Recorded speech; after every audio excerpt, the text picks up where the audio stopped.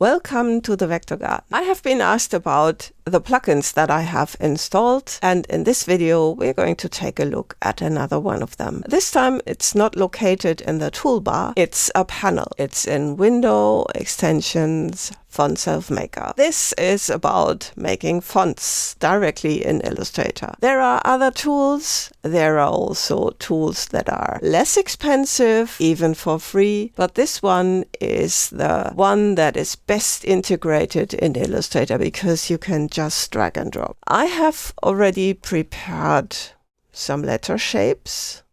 And maybe you have your own idea about a font that you want to make, or maybe you have downloaded one of these stock files that told you it's a font, but it's not. It's only letter shapes, and you want to turn those into a font. And then FontSelf is the easiest way to do so. In this file, we still have to do some things, so these are just drawn with the blob brush tool, and as you can see when we go into outline view, they are already shapes. So there are no longer some overlapping shapes or something. They are already outlined well, but still there are some things that I need to do. The first thing that I need to do is make the baseline. So let's turn on the rulers by pressing Command R or on Windows Control R, and I'm just dragging a guideline here, and then let's go into the layers panel and let's call it baseline. So now what we have to do is move these letters so that they are actually on the baseline. Of course, we need to overlap the round shapes slightly. I'm going to make this a little larger, and then the straight ones, of course, not.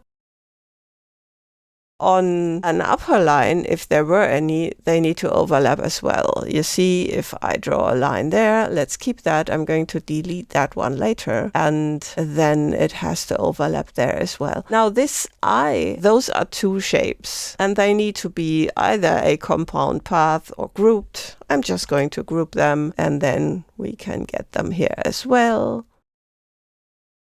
So this has to have some kind of handwriting look. That's fine if it's not aligned too well. But the lines, of course, should look like actual text. So there has to be some order in this, but not too much. And we're soon done with that. Of course, it would have been better to have those two lines the moment when I was drawing these letters, but they are mostly the same size, so that should be okay. Now we have some ligatures. So this is the FF ligature, and again we have one that consists of two, so let's group them. This is the FI ligature. Then we have an ampersand, of course, because ampersands are cool. And then we have a special German character, which is the SZ. And then we have this one here. This is already grouped. This is a ligature as well. You can find that in old woodcut type, what has been meant for advertising. And then we have some fun ones. Let's get this closer together, and then I'm going to select these and group them. And then we have even this one, which has been a strike through look. Again, these need to be grouped. So again, those are special German letters,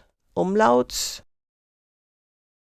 So now I'm going to select that guide, and let's just delete it. And then we need to open the panel. So let's go to FontSelf Maker. Now I have already created a new file here, and now it has a nice feature. And for that, it's important that you have these lined up like this, the whole alphabet, and then you can select all of them. And also the baseline needs to be selected as well, and drag it in here, and you see you have these choices, and this is already the alphabet, so I can just drag that here, and then you see we get automatically mapped to the alphabet, and that works because they are all in order, and because the I and other letters that consists of two shapes are grouped or a compound path. Now we can also use these here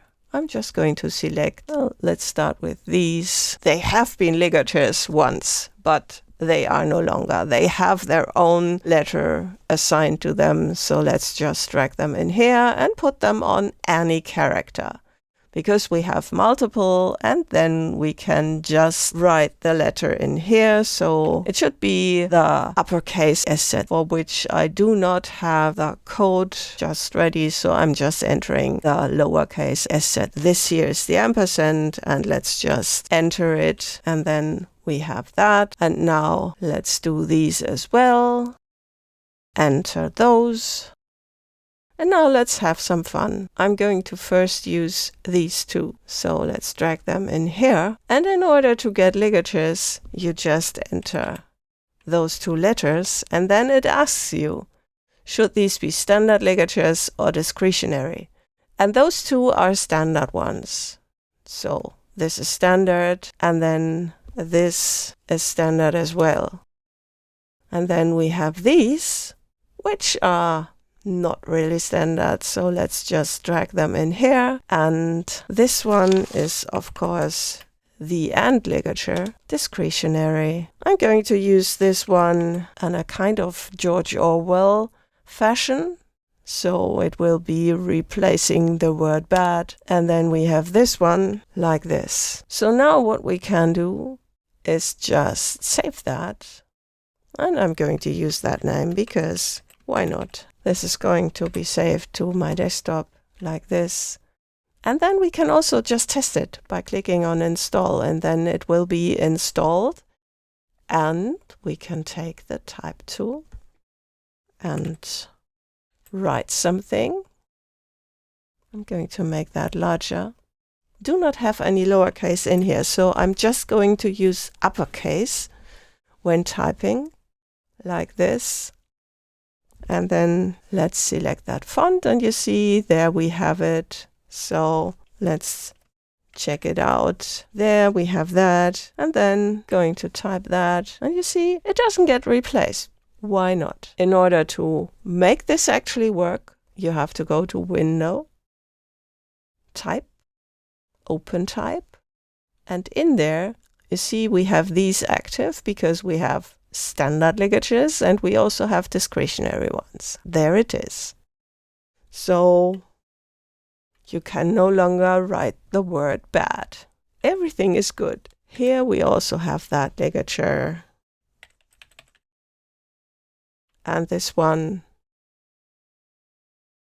And then we have these letters and also that one. And when you type this, it gets strike through. And when you type and then you get this nice ligature that saved people a lot of space in their old posters, and it does still today.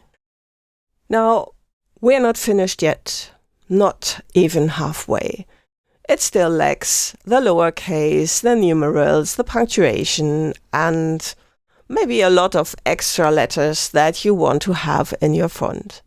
And then also, we have to go into the spacing and kerning, and we can make this with the smart option to get kerning, which is pretty good. But you can also go into the advanced settings and do it manually. So there's still a lot to do, but we got to this point pretty easily.